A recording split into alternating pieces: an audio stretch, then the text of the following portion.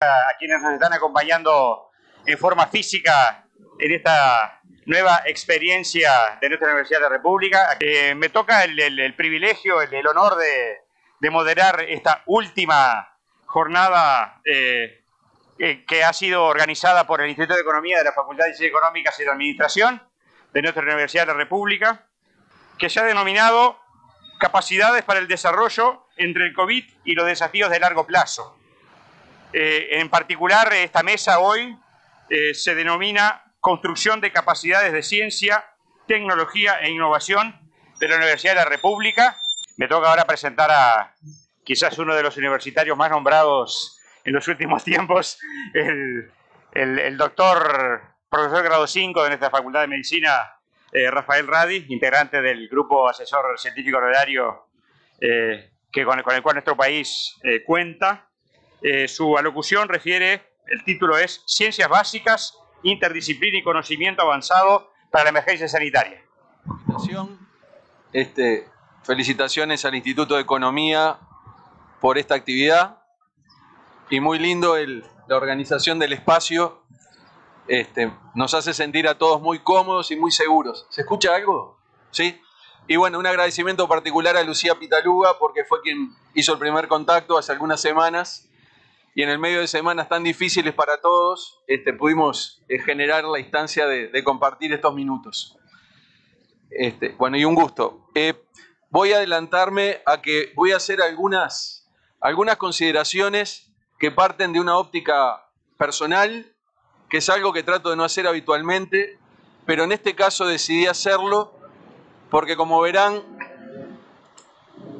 hay vivencias que me han marcado como testigo calificado o protagonista y que vienen al caso de lo que quiero comentar y que por supuesto se comparten con una cantidad de otros compañeros y compañeras universitarias. Y el título de la charla lo planteé con 3 dimensiones que están interconectadas: ciencias básicas, interdisciplina y conocimiento avanzado en la emergencia sanitaria, o para enfrentar la pandemia podría haber sido también. Y afortunadamente, y sin saberlo, nuestro rector ya mencionó algunos asuntos que me sirven de pie para comenzar hablando de la primera dimensión, que es la dimensión de las ciencias básicas.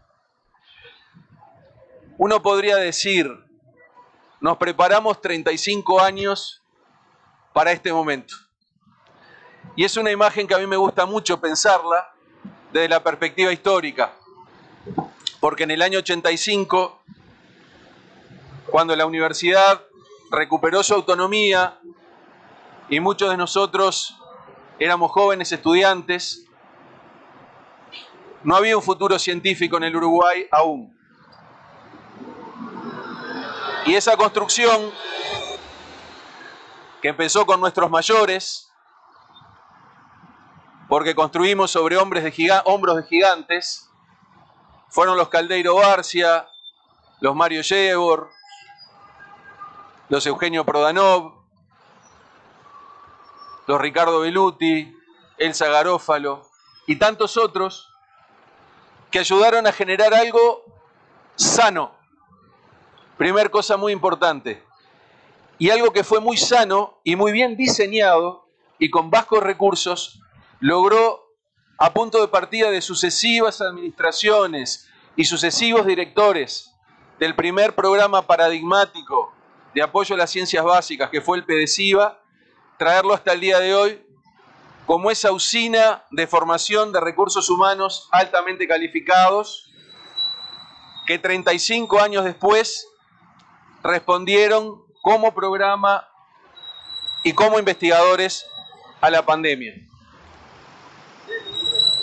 Pensando en los test moleculares que hablaba Rodrigo, pensando en la secuenciación genómica, pensando en los test serológicos, pensando en los equipos de asesoría del Grupo Asesor Científico Honorario, está tapado de científicos básicos. Empezando por mí mismo, que si bien soy médico y reivindico mi formación médica y reivindico la medicina básica como forma integral del sistema sanitario, no exento de tensión en esa discusión histórica. También tengo una formación científica gracias a PDCIVA. Y Fernando Paganini es notoriamente un científico básico. Naturalmente Henry es un médico clínico y esa fue una buena combinación para trabajar con un grupo de muchos científicos básicos que estuvieron asociados y están asociados al GACH. En esos 35 años que nos traen hasta hoy, ¿qué cosas se fueron construyendo? El PDCIVA, la Facultad de Ciencias, que hace unos días cumplió 30 años, la instalación del Instituto Pasteur de Montevideo,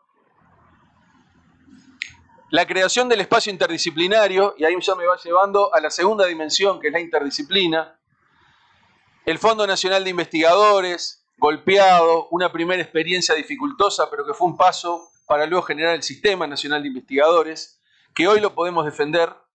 De hecho, hace algunas semanas fue muy importante la visibilidad de la ciencia para defender y reivindicar la herramienta Sistema Nacional de Investigadores.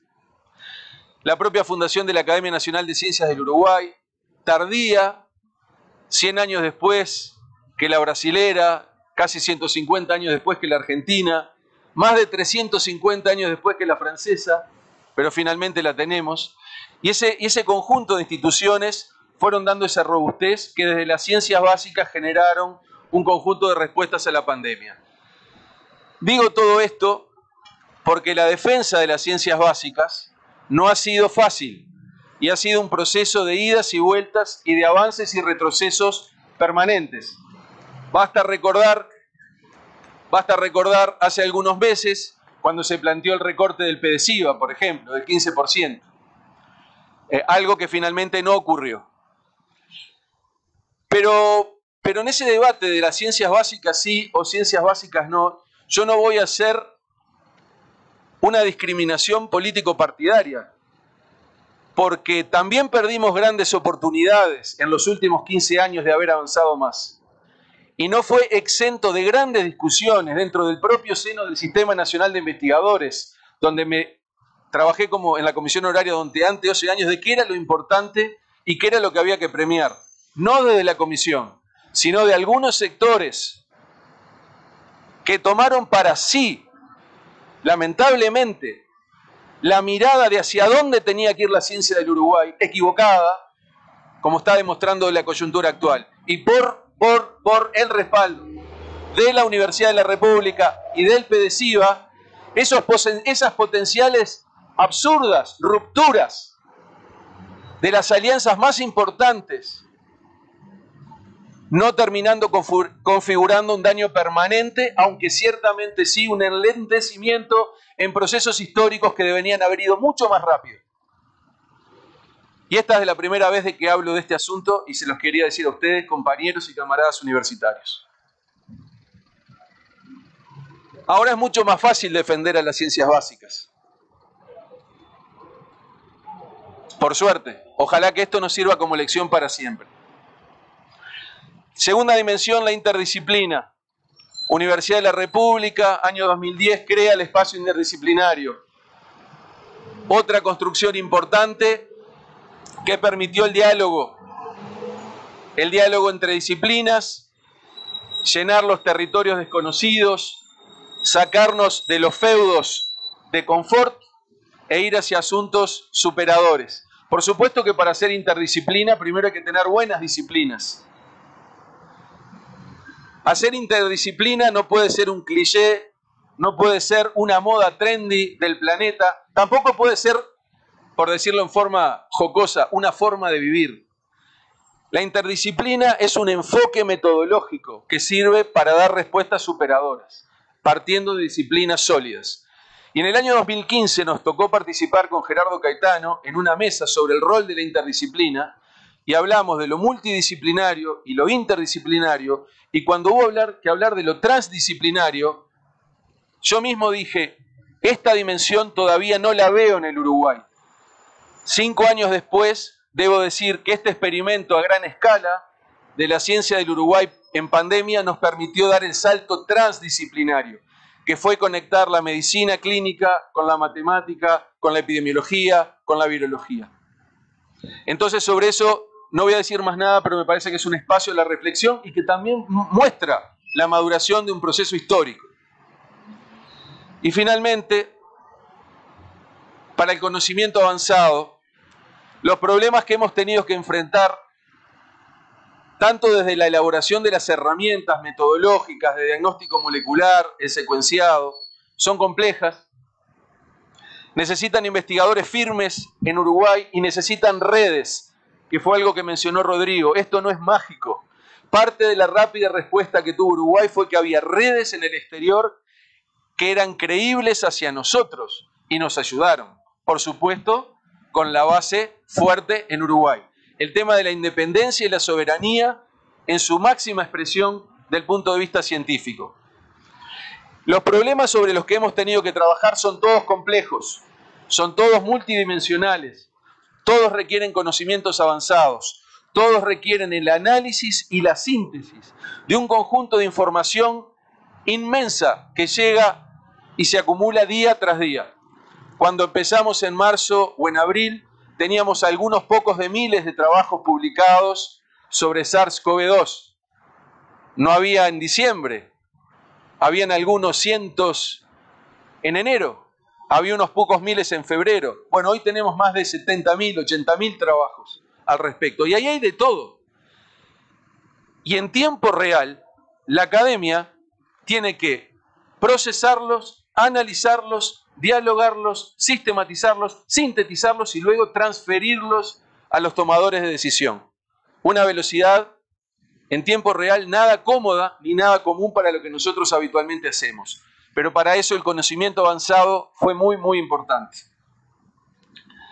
Y ahí, y para terminar, cuando se estructuró desde el punto de vista científico la salida del confinamiento voluntario al desconfinamiento, se plantearon 4 ejes que hubo que alimentarlos con conocimiento avanzado.